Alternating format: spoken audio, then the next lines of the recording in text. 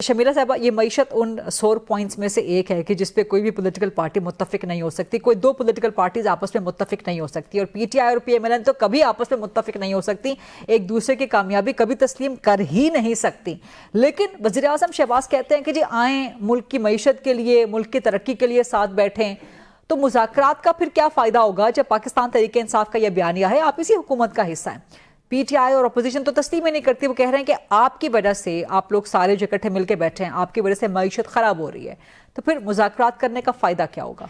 देखें जी, इसमें तो कोई दो राय नहीं है कि अगर मुल्क की मईशत पे काम करना है और अगर आवाम की खातिर काम करना है, अगर आपका सियासत में रहने का मकसद और मतलब ये है कि आवाम की खिदमत करना है, तो फिर ये जो सियासी इख्तलाफात हैं इनको एक तरफ रख दें। ठीक। और मईशत के लिए आपने एक दूसरे का साथ देना पड़ेगा, क्योंकि इवेंचुअली जो बेनिफिशरी हैं वो आवाम है और हम सब आवाम के वोटों से यहाँ तक पहुँचे हैं।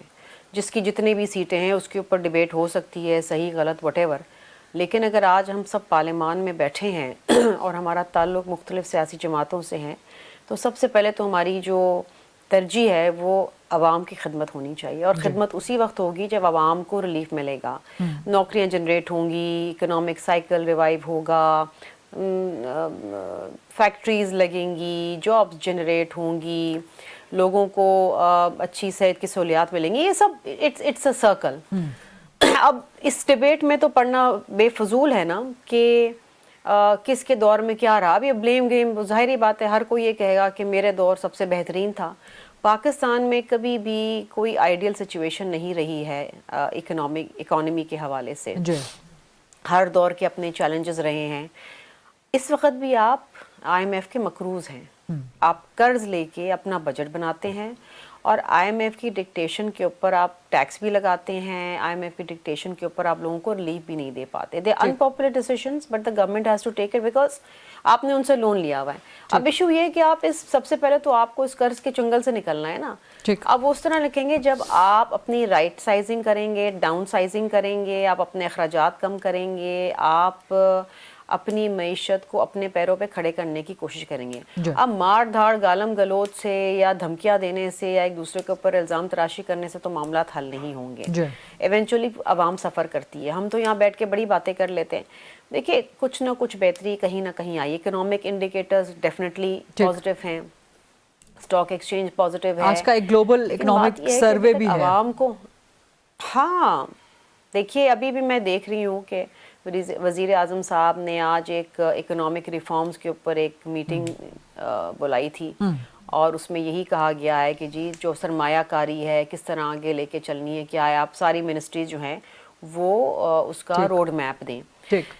कोशिशें अपनी तरफ से जा रही हैं और फिर देखिए बिल्कुल खुले दिल से हुकूमत ने एक बार फिर मुज़ाकरात की दावत ये हो सकता है। मुज़ाकरात ज़रदारी ने साल का चूंकि मेरी जरूरत है रिकंसिलिएशन के लिए तो मैं तैयार हूँ। हाँ, अच्छा, ज़रदारी साहब क्या रोल प्ले कर सकते हैं? क्या पीपल्स पार्टी तो देखिए उन्होंने तो कहा है कि अगर मेरी जरूरत है मफाहमत के लिए, रिकंसिलिएशन के लिए, तो मैं हाजिर हूँ। ये बहुत ज़रदारी साहब मुलाकात करवा सकते हैं पीटीआई वालों की इमरान खान से? देखिए मुलाकात और नो मुलाकात, सिर्फ मुलाकात is not the end on and be all.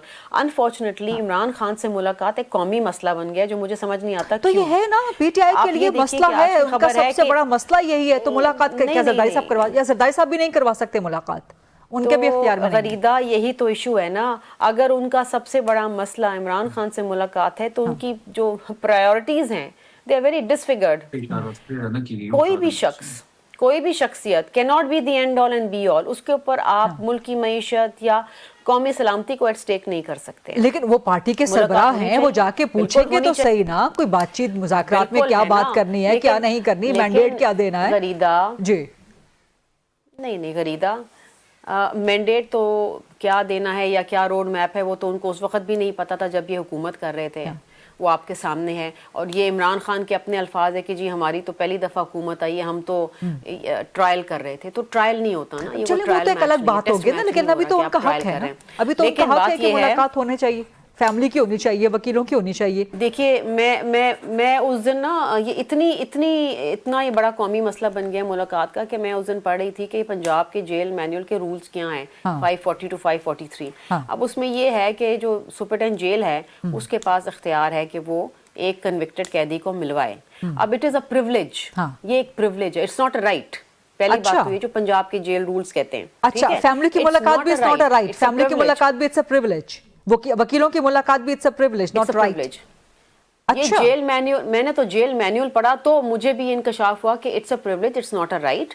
और अगर जेल सुपरिटेंडेंट चाहे फॉर व्हाटएवर रीजंस, और रीजंस भी दिए हुए हैं कि जो सिक्योरिटी इशू है या डिसिप्लिन नहीं कर रहे, फला करे, तो वो उसको सस्पेंड कर सकता है। ठीक।